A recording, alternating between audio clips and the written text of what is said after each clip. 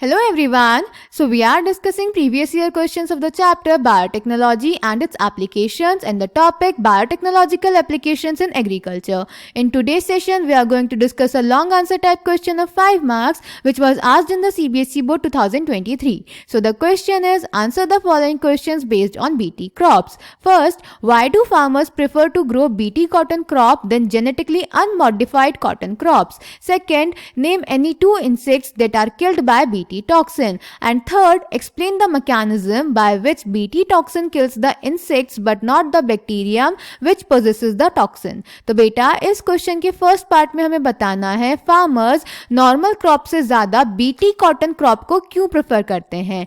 Second part में हमें बताना है 2 इंसेक्ट्स का नाम जो बीटी टॉक्सिन से किल हो सकते हैं. और थर्ड पार्ट में हमें बताना है बीटी टॉक्सिन इंसेक्ट को तो मार देता है पर जो बैक्टीरिया इसको प्रोड्यूस करता है उसको नहीं मारता, ऐसा क्यों. So let's check the answer. तो बेटा फर्स्ट पार्ट में हमें बताना था कि फार्मर्स बीटी कॉटन क्यों प्रेफर करते हैं. तो बेटा ऐसा इसीलिए क्योंकि जो बीटी कॉटन है वो पेस्ट के अगेंस्ट रेजिस्टेंट होती है. जो कॉटन बॉलवर्म्स होते हैं बेटा वो कॉटन प्लांट पे फीड करते हैं तो नॉर्मल कॉटन उसकी वजह से इन्फेक्टेड हो जाएगी, पर जो बीटी कॉटन है उसके अगेंस्ट रेजिस्टेंट होती है तो कॉटन बॉलवर्म्स उसको इन्फेक्ट नहीं कर पाते. ऐसा इसीलिए होता है क्योंकि बीटी कॉटन में प्रेजेंट होते हैं क्राई जीन्स जो कि हमने जेनेटिक इंजीनियरिंग की हेल्प से उसमें इंसर्ट करे हैं from Bacillus thuringiensis. Clear. So answer first is because BT cotton is resistant against the cotton bollworms as they have the cry genes of Bacillus thuringiensis which produces toxin against the cotton bollworms. Clear बेटा.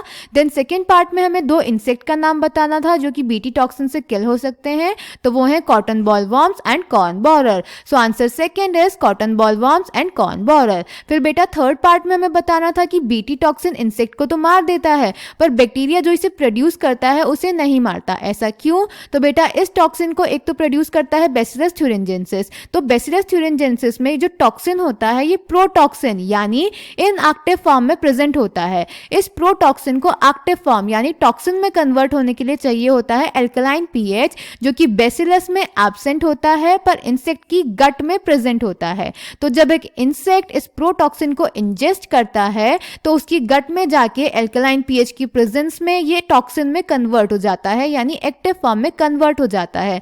फिर ये toxin mid gut के epithelial cell से जाके attach हो जाता है, वहां पे पोर्स क्रिएट करता है, सेल की स्वेलिंग करता है, लाइसिस करता है जिसकी वजह से अल्टीमेटली इंसेक्ट की डेथ हो जाती है. Clear. So answer third is the BT toxin protein exist as inactive protoxins in Bacillus but once an insect ingest the inactive toxin it is converted into an active form of toxin due to the alkaline pH of the gut which is absent in the bacillus. Thus alkaline pH is necessary to get protoxin active. The activated toxin binds to the surface of midgut epithelial cells and create pores that cause cell swelling and lysis and eventually cause death of the insect. So I hope this question is clear to you. Thank you.